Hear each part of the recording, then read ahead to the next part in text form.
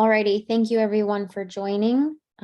We have our Advancing Resiliency series being held today, and I will allow Elizabeth and Ross to conduct our introductions of Justin and Rachel, but I'm really appreciative of everyone for joining.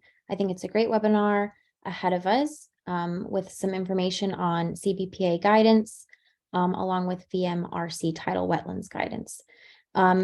We really do encourage questions, but we just ask that you please put your questions in the Q&A box to help the panelists keep track of everything. But feel free to direct message me via the chat feature in case you have any logistical questions. I will be putting the CM credit information in the chat, along with links to our YouTube, as this webinar will be recorded and posted to the chapter's YouTube, where you can find all other previous recorded webinars as well. But with that, I will hand it over to Wetlands Watch. Thank you, everyone.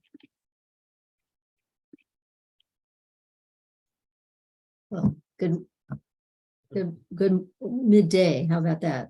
Ross, did you want to say something first? You can go ahead, Elizabeth. So thank you, Jillian. Welcome, everyone. This is part, hopefully you know that this is part of a series on various climate change topics that Wetlands Watch and the Virginia Coastal Policy Center are co-hosting.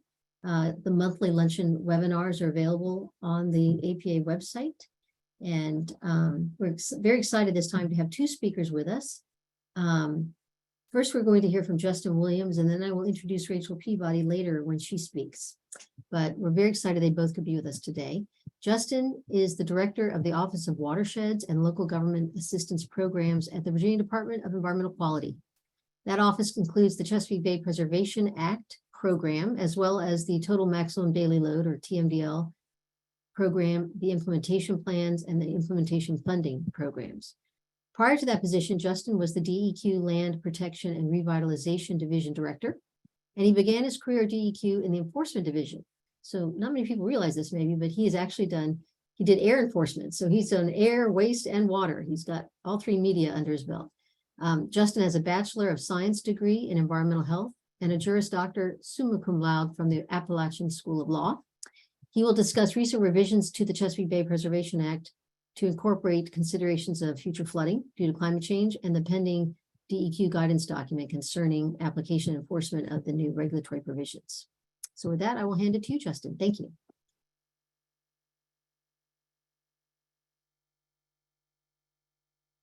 Right. Morning. Thanks everyone for joining today, and thank you, Elizabeth, for that introduction. Hopefully you are now seeing my PowerPoint and hopefully now in full screen. So again, thanks everybody for the opportunity to present today and talk a little bit about the Chesapeake Bay Preservation Act, the amendments, and the continued work we're doing on guidance development relative to those amendments, and kind of where we'll be going moving forward as we look to implement these changes. I understand that there's a lot of folks from various backgrounds, both in terms of locality and perhaps familiarity with the Chesapeake Bay Preservation Act. So I do want to provide some background, particularly in terms of the requirements under the Act in general. So this particular statutory provision dates back to 1988 and was incorporated into the state water control law. It does specifically provide for, within the definitions of what it calls Tidewater Virginia, the applicable localities. That's 84 between the cities, counties, and towns, and you'll see the map there to the right. So this is a unique statutory provision versus a lot of the others that we implement from an environmental standpoint, by virtue of the fact that it does apply only to a specific portion of the Commonwealth of Virginia. And so really what the Act attempted to do, and its goal is to recognize that there is continued economic development, but water quality needs relative to the Chesapeake Bay as well in these particular areas. And it outlines a land use planning and zoning approach towards specific requirements for activities relative to areas within the Act that I'll talk about. It also includes considerations relative to requirements for comprehensive plans for these localities, and specific criteria when development is being proposed. Subsequent to the act, there was the initial regulatory development in 1989, and there's been amendments more recently. The most recent substantive, which of course we'll be talking about today, which was adding the climate and coastal resiliency elements to the actual statutory criteria. So within the Chesapeake Bay Preservation Act framework, these are typically the areas that we focus on the most in terms of specifically criteria around development within specifically identified Chesapeake Bay preservation areas. That includes both the resource protection area, which includes a tidal feature, as well with a 100-foot buffer, and then a resource management area, which is really identified pursuant to specific factors based upon that potential additional impact to the RPA area from considerations like runoff. When we talk about performance criteria, that's outlined initially in the statute with requirements for the board's regulations to identify criteria for local governments, and then the actual criteria of what's allowed and under what conditions within these areas, specifically resource protection areas, because they are adjacent and inclusive of the tidal feature. There's a lot of specific elements in terms of the ability and criteria for proposed development in those areas, specifically within RPA, for example, allowable uses, such as water-dependent facilities that are specifically identified within the regulations.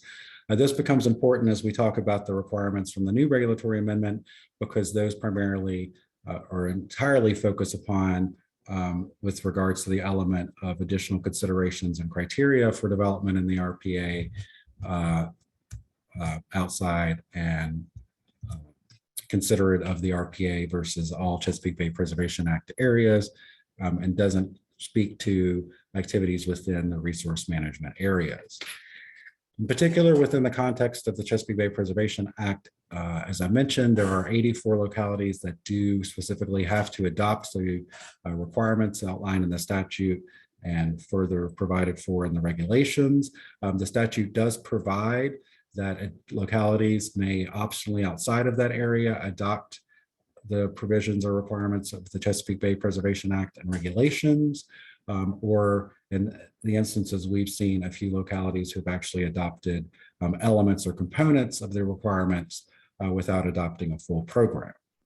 The other important consideration to note for those that are not familiar working with this act and its implementation is, unlike a lot of other environmental laws that we deal with in the Commonwealth as well, as this is not directly implemented by the Department of Environmental Quality.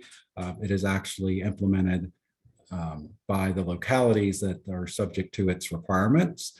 So DEQ does not have direct individual oversight over activities relative to the Chesapeake Bay Preservation Act, but rather through its provisions do compliance reviews of locality programs to ensure that they're implementing the requirements as outlined in the statute and regulations, but the localities are the ones responsible for the day-to-day implementation and oversight relative to this framework. And that becomes important too as we talk about the regulatory amendment changes and the guidance that we're developing. So in terms of what happened and getting us here with looking at climate resiliency within the context of this framework is that the Chesapeake Bay Preservation Act was amended in 2020 by the General Assembly and specifically amended the provisions relative to the criteria that the State Water Control Board does through its regulatory activity, the criteria that local government programs are required to have, and added language to include within that criteria coastal resiliency and adaptation to sea level rise and climate change within the context of the additional criteria and that program.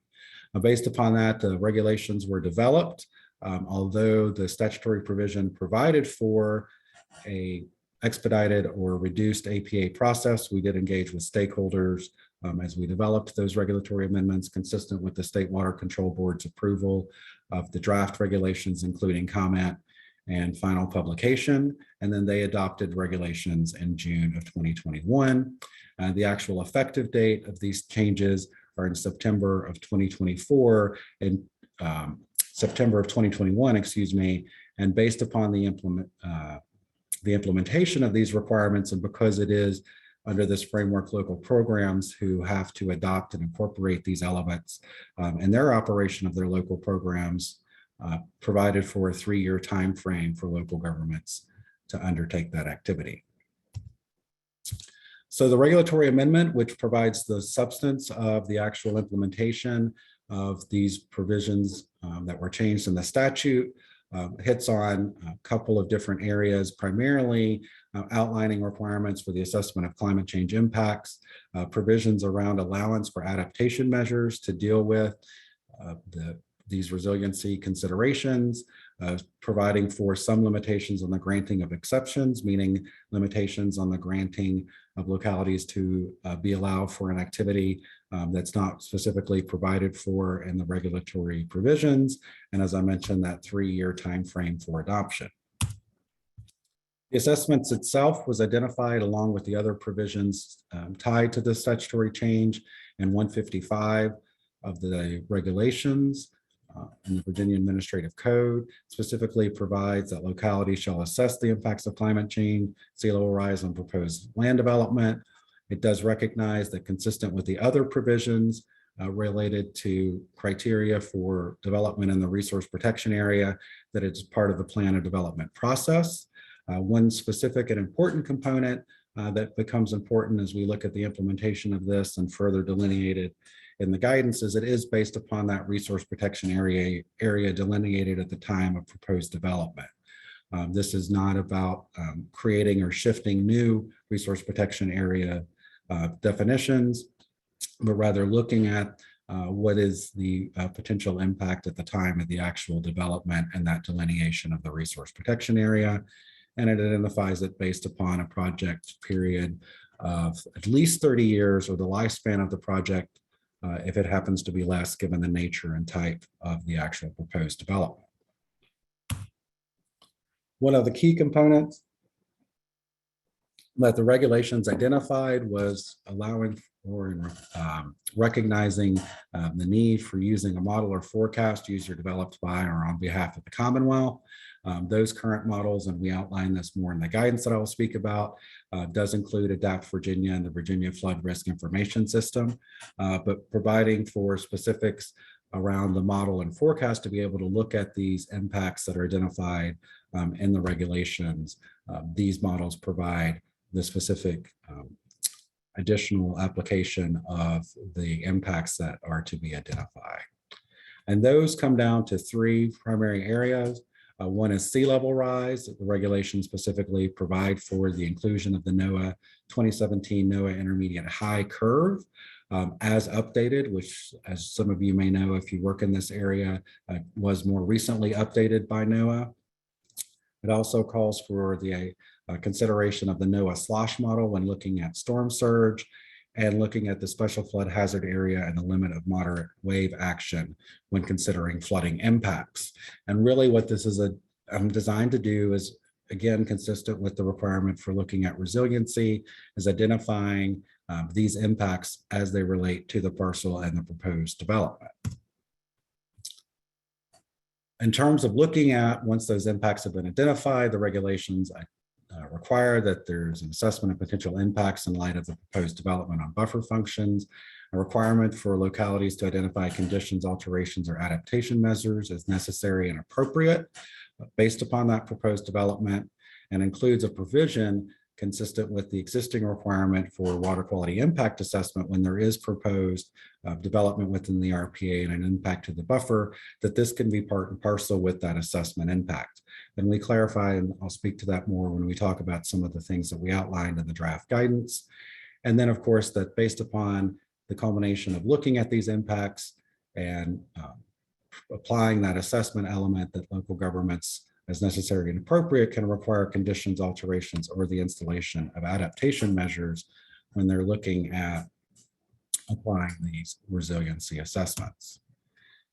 The other key component of the area that we speak about within the regulations is the allowance for adaptation measures. What this regulatory amendment did was consistent with other specific allowable uses within the resource protection area was to identify that adaptation measures as well could be specifically allowed within the resource protection area under certain conditions.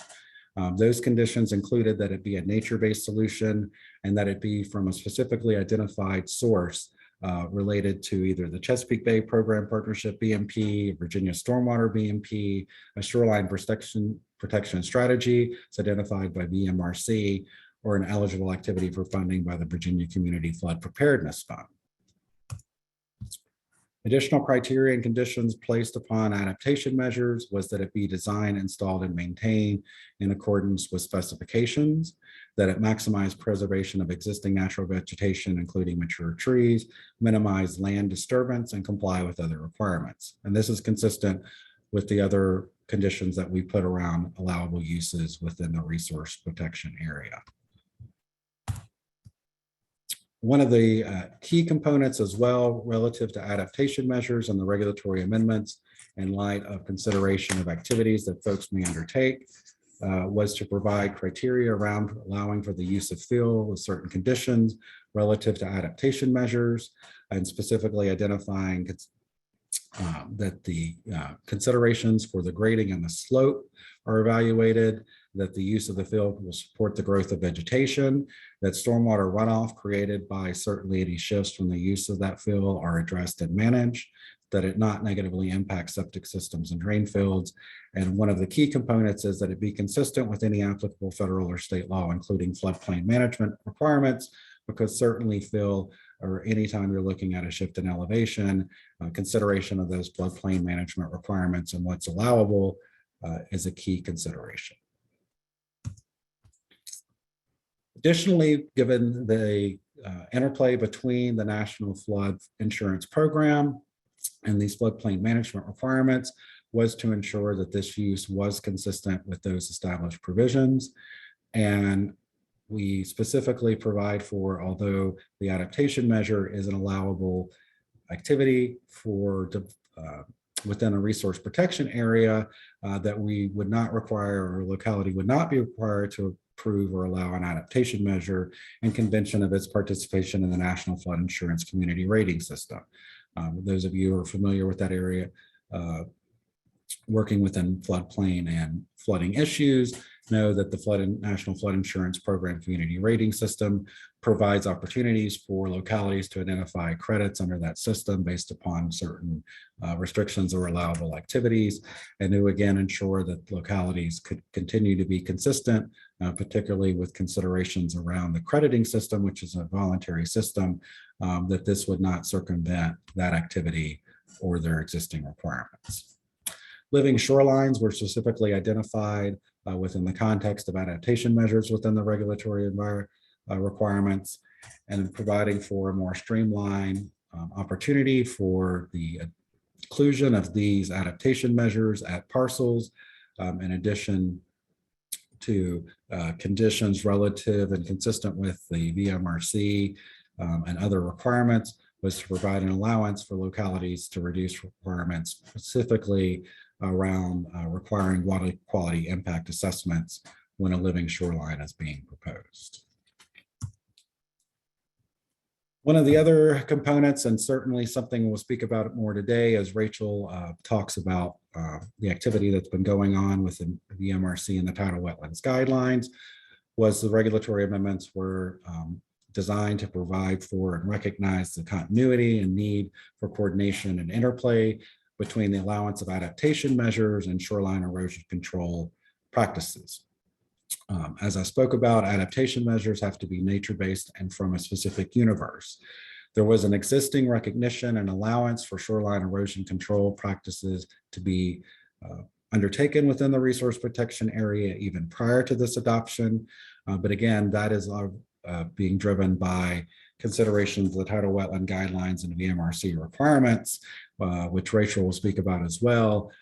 But the regulatory amendments specifically recognized, again, the deference towards living shorelines as being the BMP to be installed to address shoreline erosion control practices, and the criteria for allowing for a hardened shoreline practice which would include both an active detrimental shoreline erosion and that a living shoreline was not possible, and recognizes that there's a hierarchy of options within those allowable practices. So the regulatory amendment not only is connected to the Tidal Wetlands Guidelines and the policy for VMRC by supporting the installation of living shorelines through reduced requirements, but also to recognize the continuity between considerations of VMRC and those wetland guidelines and the CBPA, because as you saw with, for example, the resource protection area, which includes the tidal feature and buffer, there's certainly interplay between those two jurisdictional requirements. And that's outlined here. So this particular graph recognizes the various jurisdictions and applicable requirements where you are dealing with certainly a shoreline area, including both the resource protection area and that 100-foot buffer that's a component of the resource protection area, to that which falls within the Army Corps of Engineers and wetlands provisions, as well as the Virginia Marine Resource Commission and the local wetlands board. We speak about this more both in the guidance, and certainly Rachel will talk about some of these elements with her presentation as well. Within the context of the regulatory amendments, as I mentioned, we did provide some limitations around exceptions that could be granted by localities to allowances for development within the resource protection area. Within the existing regulatory framework, there was criteria provided for a locality to provide. There is criteria for allowing a locality to grant an exception under certain conditions and with certain findings. This regulatory amendment did limit the ability to undertake that exception granting, specifically where an assessment of climate change and sea level rise has not occurred, or where the field use would be in contravention of the RPA requirements. The requirements for the use of fill within the RPA. So obviously, consistent with our process, anytime there's statutory and regulatory changes, we undertook the process to develop guidance to help with the implementation of these requirements. And that actually coincided well with activity that we had already begun even before the statute had been amended. In particular, we had applied for and received funding through a NOAA grant to be able to engage William and Mary Coastal Policy Center and VIMS to develop guidance to look at the interplay of resiliency activity and the CBPA requirements. After the statutory change and with the regulatory development, we shifted that guidance development and utilized that opportunity to develop the initial draft guidance based upon the statutory and regulatory changes.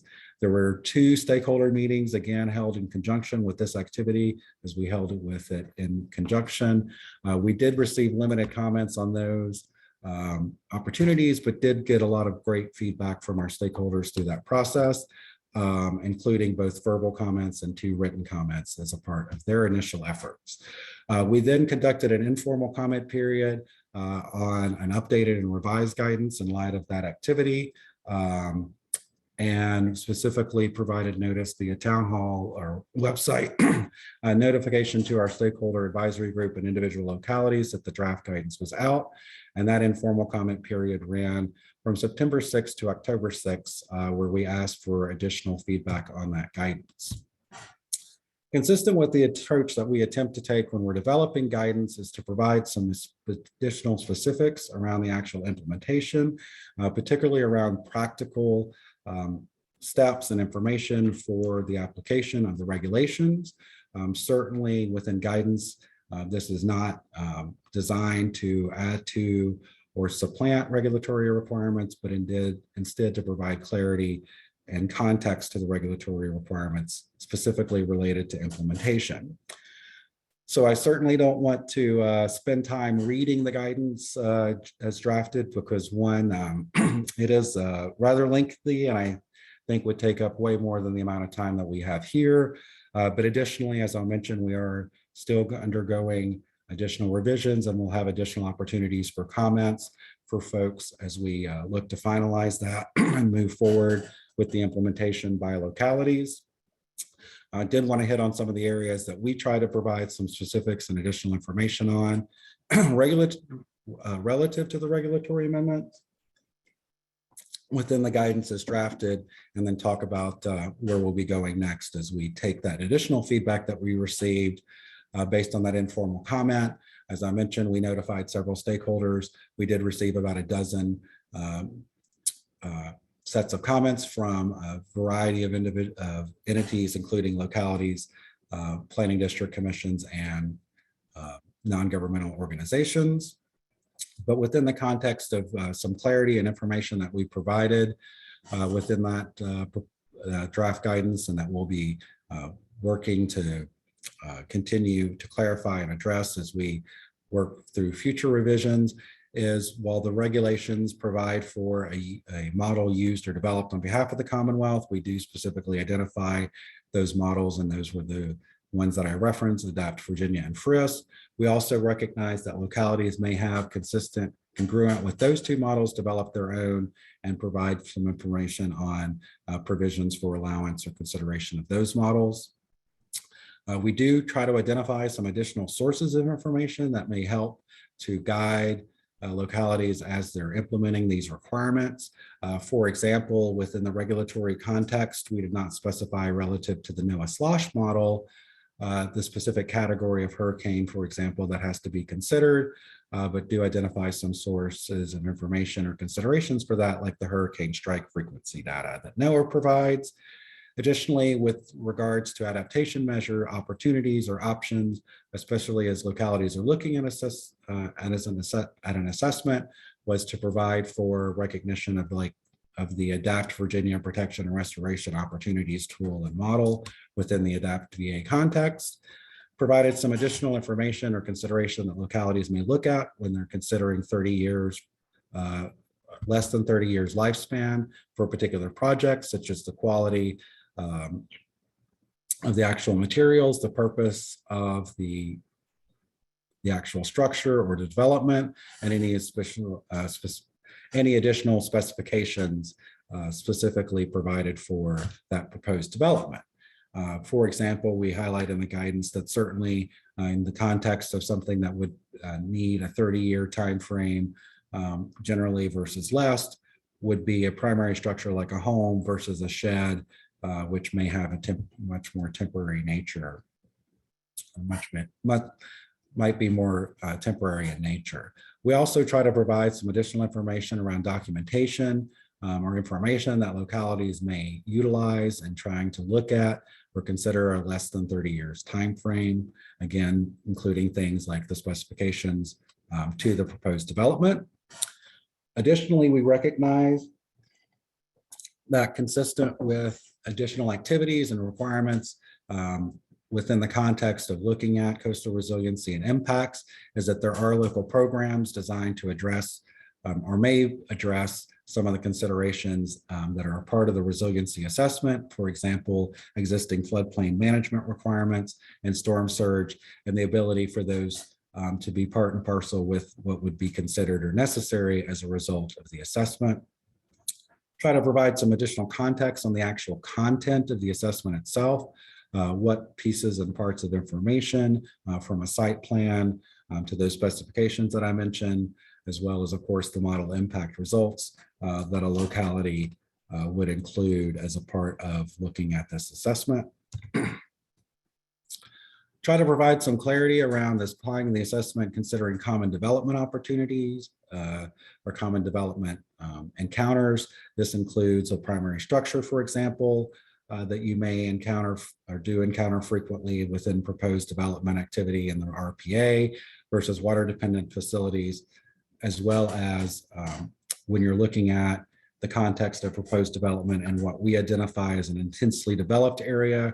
That's an area that has met specific criteria based upon history and nature of that area that has been designated by a locality as intensely developed, and therefore does not have the exact same requirements in terms of application or consideration of activity within the RPA. For example, at an IDA, development is allowed as opposed to only redevelopment within the area, within areas that are not in an IDA.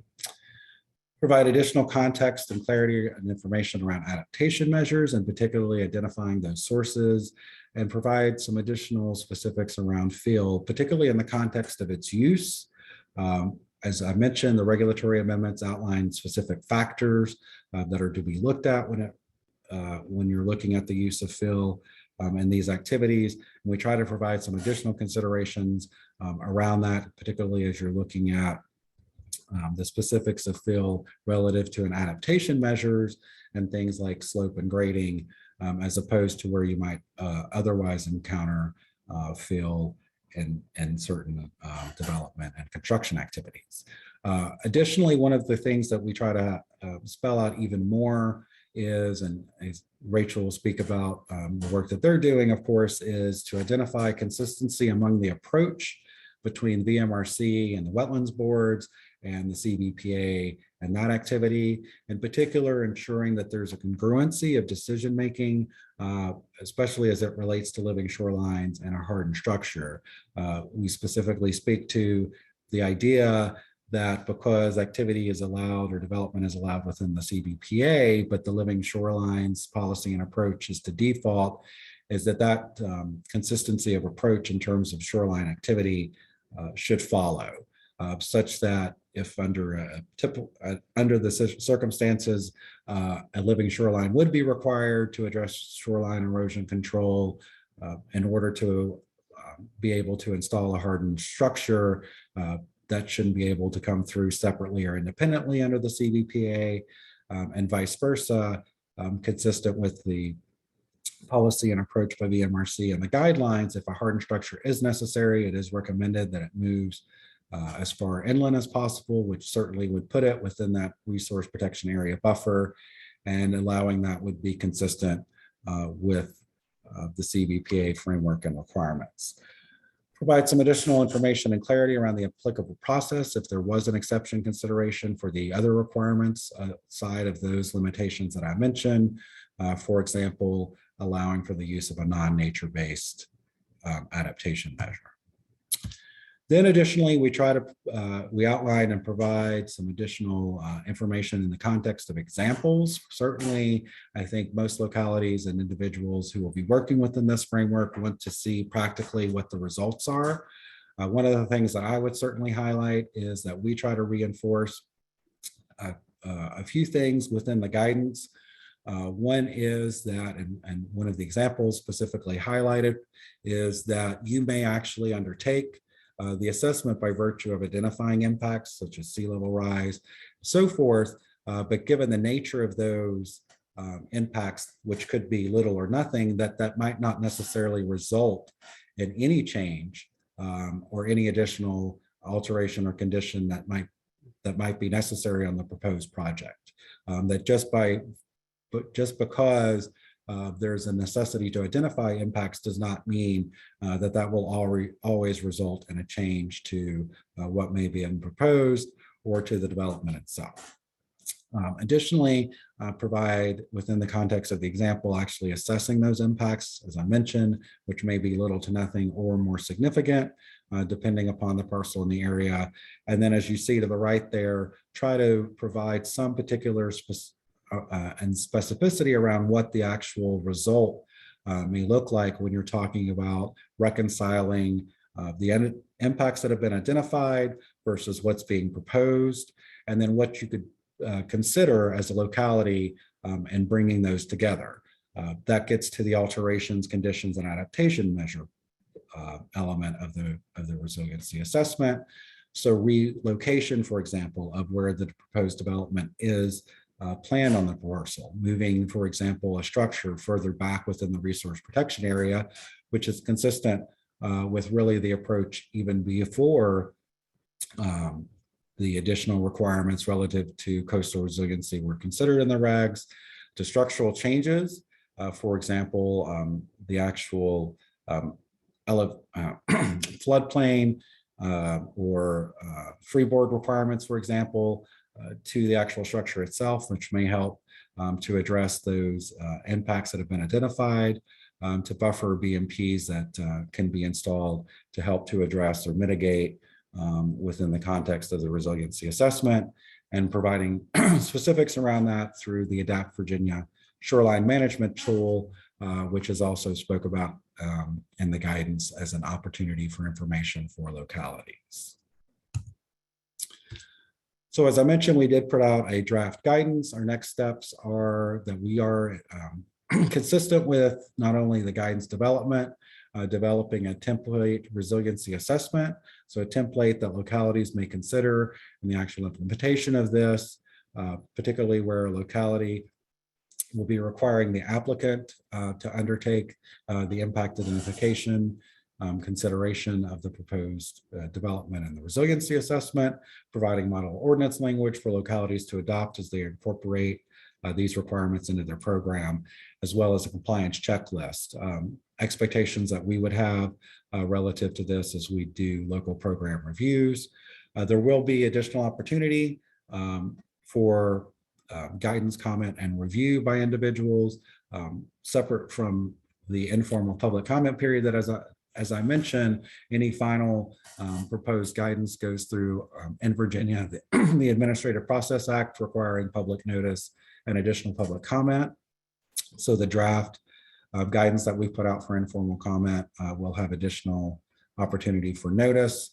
And we're working with VIMS under a separate contract to do model training, again, to provide specifics around the implementation of this for localities to be able to use. Within the context of that contract, they are developing a user guide, and there will be both a virtual and in-person training that will be provided as well to assist localities and those working with these new requirements. So with that, I will stop. I had a provision for questions. I'm not sure if Rachel's able to join us, if we want to go to Rachel and come back to questions, but thank you. How about, I believe Rachel's with us. Let me click across. I saw it. Yes, she is. So there are two questions, Justin. And I think before I introduce Rachel, I'm going to note that, Rachel, I'm going to lob to you the second question, which is, for those of us not familiar with the living shoreline, can you describe what we might experience when visiting such a site? And that just seems right down your alley, Rachel, so permit them. So Justin, that leaves just one question for you, which is, why doesn't Arlington County map or regulate the resource management area? Well, I can't speak to any specific locality in terms of their program. We have within the CBPA liaisons that are dedicated to local program reviews for each one of our 84 localities. I will say that every locality is required under the regulations to have a Chesapeake Bay Preservation Act map. And so consistent with that requirement, Arlington County, just like any locality, would and should, and to my understanding, does have a CBPA map. Localities vary in terms of the availability of that or access to that mapping, from the standpoint of some localities do include the CBPA map within their GIS layer or tool. Others would have a locality adopted map that might be a more static document.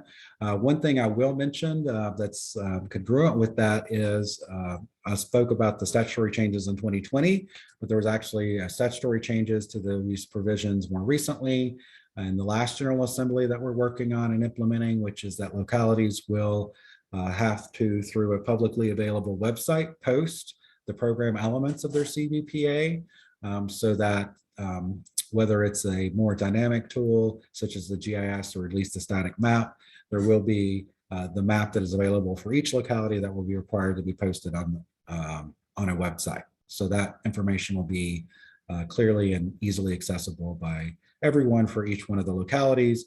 And just as we are with the resiliency, we did put out some draft guidance on that. We're working on finalizing it, and we'll be working with localities to implement that.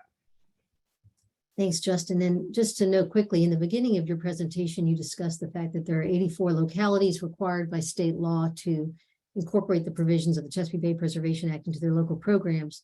But other localities that might have attendees here today that are not one of the 84, they can opt to adopt some provisions of the CBPA and its regulations, correct? So would you be a good one to talk to if they wanted to adopt some provisions to protect their water quality?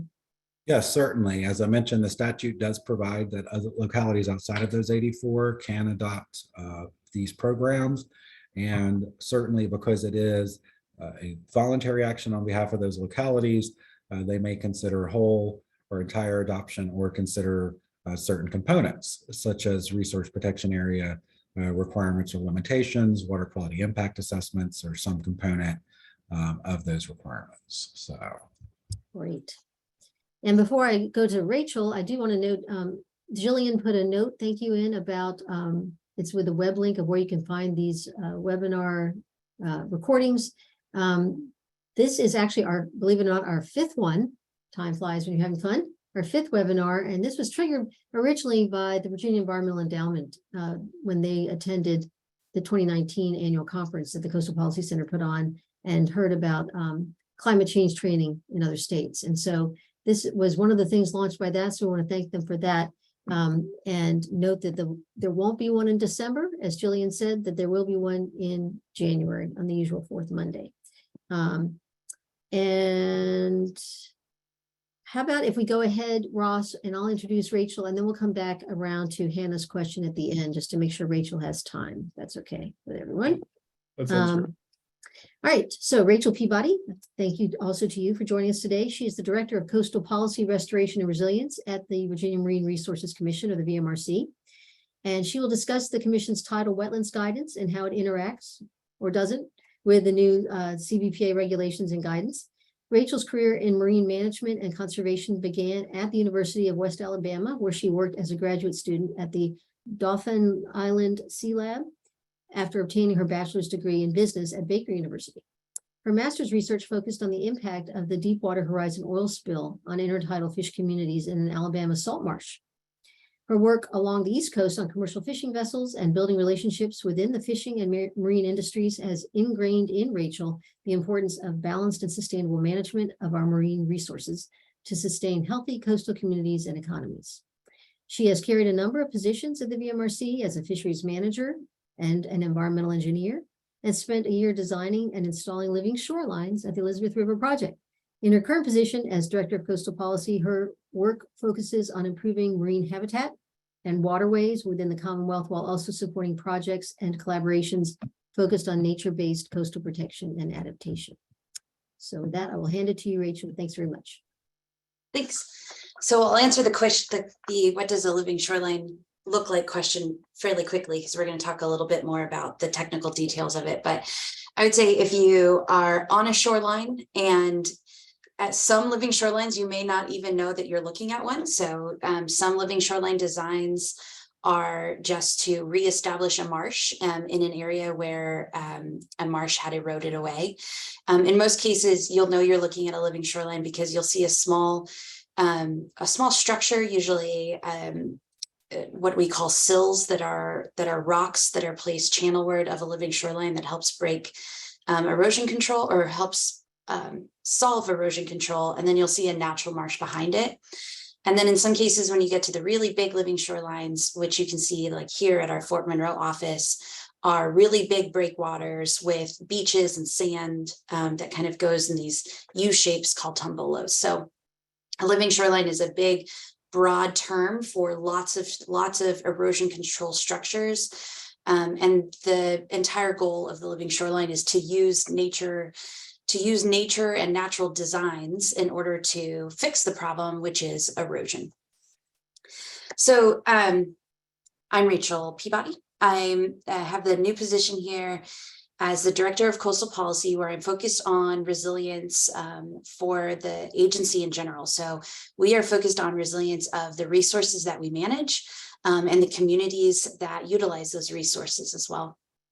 And in 2020, we received legislation that directed our agency to update our tidal wetlands guidelines, which hadn't been updated for about 30 years. So it was time to go ahead and do so.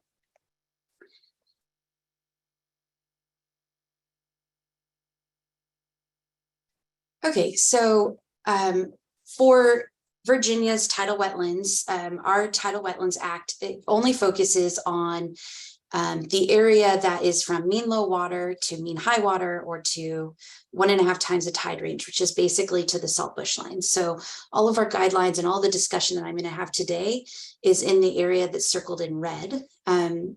While Justin was talking about the portions above landward of our jurisdiction, And again, the goal of the Chesapeake Bay program is to ensure protection of the wetlands resources, as well as all of the benefits those wetlands resources offer for fisheries communities and or for fisheries habitat, water quality, and erosion protection.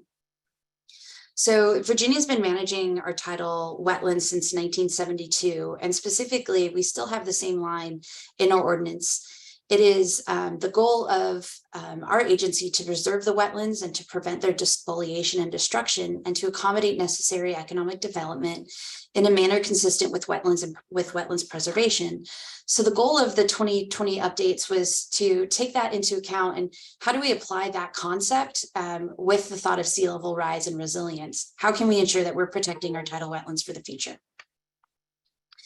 And we started with the living shoreline concept and incorporating this into legislation in 2011, where the first definition of living shoreline came in place. And you can see a picture of a living shoreline here, where you see the sill that's protecting that newly planted marsh in the background, and then a nice tree buffer behind it. And a shoreline is a practice that provides erosion control and gives us water quality benefits, protects and restores and enhances natural shoreline habitat, and maintains coastal processes through the strategic placement of plants, stones, sand fill, and other structural and organic materials. And in 2020, we received Senate Bill 776 that established living shorelines as the default approach to shoreline control, unless the best available science indicates the site is not suitable. The legislation directed us to ensure protection of shorelines and sensitive coastal habitats from sea level rise and coastal hazards, and directed us to include this in our guidelines and minimum standards. And then it also directed us to develop an integrated guidance for the management of tidal shoreline systems for coordination of permit decisions, specifically between us and the DEQ and the buffer regulatory arena. So in May of 2021, we went through all of 2020 and 2021, we went through a public process of updating our guidelines. And as such, we updated the guidelines based off the best available science, which was directed by the Virginia Institute of Marine Science. We communicated that living shorelines are the default approach to shoreline stabilization. The new guidelines ensure the protection of shoreline resources from sea level rise and climate change. And this was our first stab at doing so. And we also identified preferred shoreline management approaches when a living shoreline is not suitable.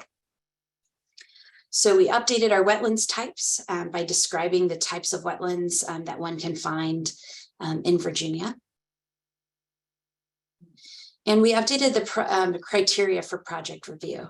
So if a regulator is reviewing a project that takes place in wetlands, the project must be for erosion control or must be water dependent.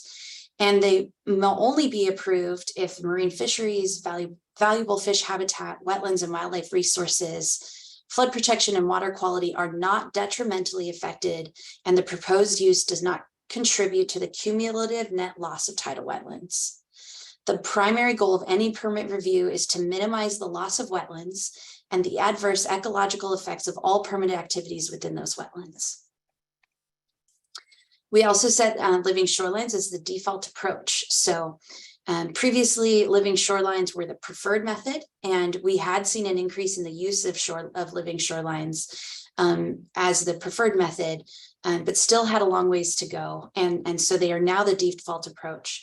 So here's the hierarchy that you can see here. So when reviewing or starting a project, the first question should be, can I put can I put a living shoreline here? Because I must put a living shoreline here. And then, does the best available science tell me that I can't? Is it not suitable for such a structure? If it's not suitable for that structure, then a rock revetment is the next treatment to go with. And then if you choose a rock revetment, it is recommended that portions where living shorelines are applicable, they are placed there. And you can see on the pictures below, you can see a living shoreline on the right, which is when once it's growing, you won't really notice that it was a living shoreline. And here on the left is that hybrid living shoreline where you have large structures protecting a new marsh and then a large structure behind it. So the guidelines have a talk about a living shoreline suitability. So what are things that can decide whether a living shoreline is actually suitable on a piece of property? And there's lots of things that the guidelines say you can consider, and that's hydrodynamic settings, water depth, sediment type, fetch, existing other natural resources in the area, the placement of upland structures. All of those can be used in assessment to determine whether a particular property is suitable for a living shoreline.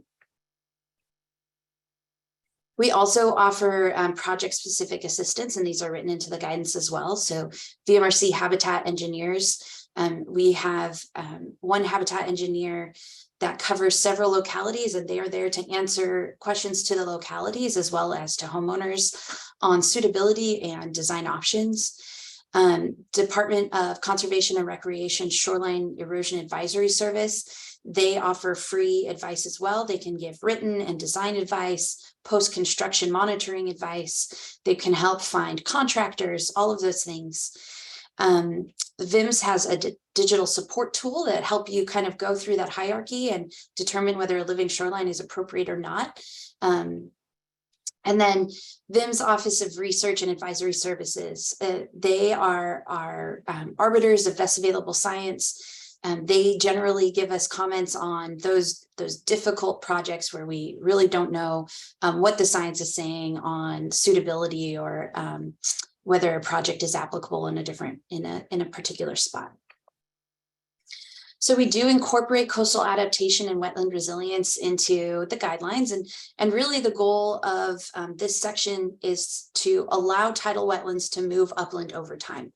So tidal wetlands will eventually move to an upland location as the sea level rises if the situation is correct, the elevations are correct. And the goal is to try to not place structures in the area that prevent us from having tidal wetlands in the future.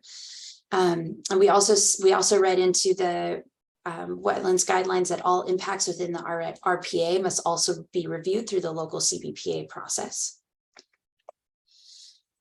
And how do we know where wetlands are how do we predict where wetlands are where they're going to be in the future? And we have set the 2017 NOAA Intermediate High Projection Curve as the elevation where we think that tidal wetlands are going to be. So you can see here this Adapt Virginia map shows where are the existing waterways, and then in the light blue with the 2017 curve layer on, you can see where it's predicting that wetlands are going to be in the future. And then you can see a little box at the top that says here's where they'll be in 10 years, 20 years, 30 years. And that is there to help design a project to ensure that we have resilient natural resources in the future. We also incorporate storm protection guidance into our guidelines. The first states that projects should be designed to mitigate coastal hazards over the useful life of the project. Useful life from a VMRC perspective is a little bit different. Useful life is defined as the amount of times in year that the project is designed to function when installed properly and is maintained. So this is a design consideration rather than a regulatory consideration. Projects should ensure that the stabilizing objectives address the most erosive conditions predictable to the site. This was written in a way that as we have updated storm guidance, that it can be directly incorporated into the tidal wetlands guidelines. And that project review shall include the 10-year storm event water levels as calculated by NOAA and FEMA. So that covers in general our new guidelines. So they've been established for about a year now. And we are just currently taking feedback on how things are going and how we can make things easier for our localities to utilize them. Thank you. Great. Thank you very much, Rachel. All right, I'm going to pass the baton to Ross to handle some questions that are in the Q&A.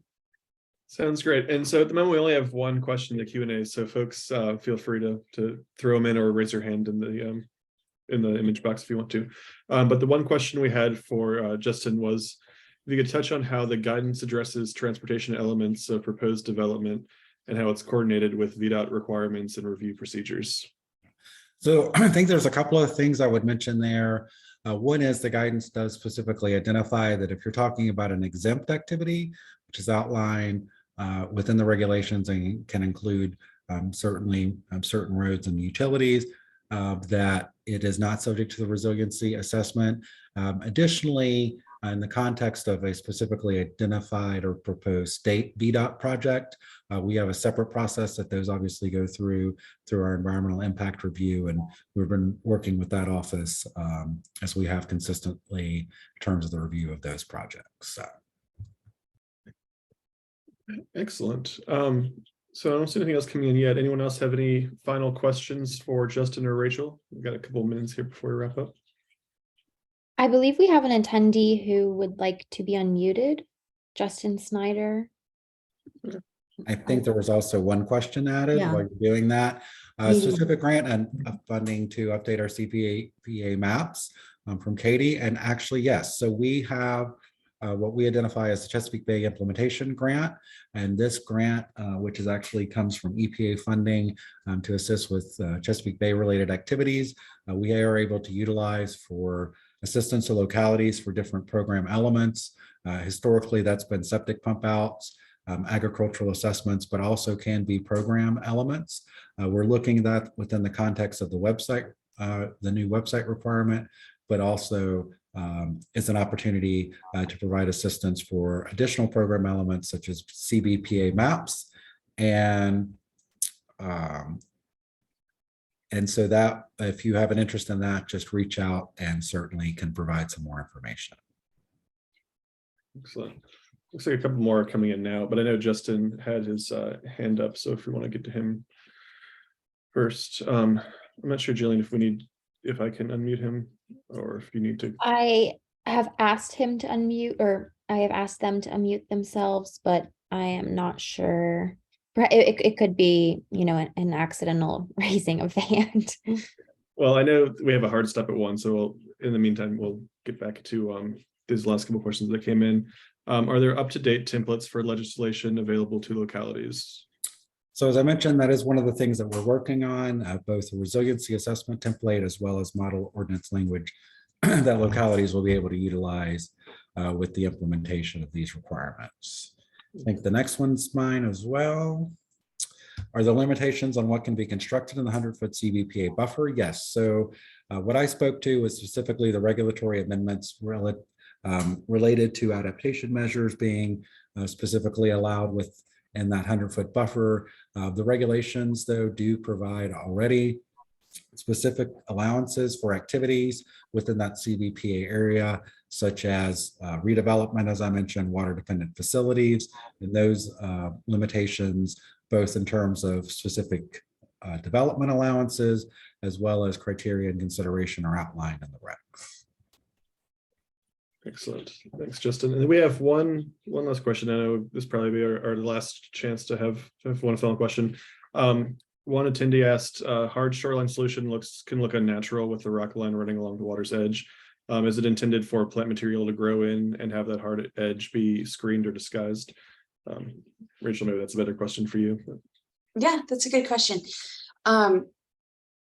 So the hard rock structure is there to reduce erosion. So erosion is a natural part of nature, and if there were no structures behind it, then we wouldn't have to put hard structures out in front. But we're trying to at least maintain the existing footprint of the wetlands. So the reason it is out there is to reduce that erosion control. There are some people studying whether you can put some vegetation on the top of it. Usually they're out there because it's a high wave energy, and so that vegetation isn't going to stick. But there are lots of innovative designs that people are doing to try and make it a little bit more natural as possible. Sounds good. Thanks. And so I think that's all we have time for. But thank you so much, Rachel and Justin, for your time. Thank you, Elizabeth, for moderating, and Jillian for setting up the Zoom. And organizing as always. Like Elizabeth mentioned, we'll be taking off December, but we will be having another one of these webinars on January 30th. So we certainly hope you all will be able to join us then, and we'll send out some information about that in the next coming weeks. So thanks again, all.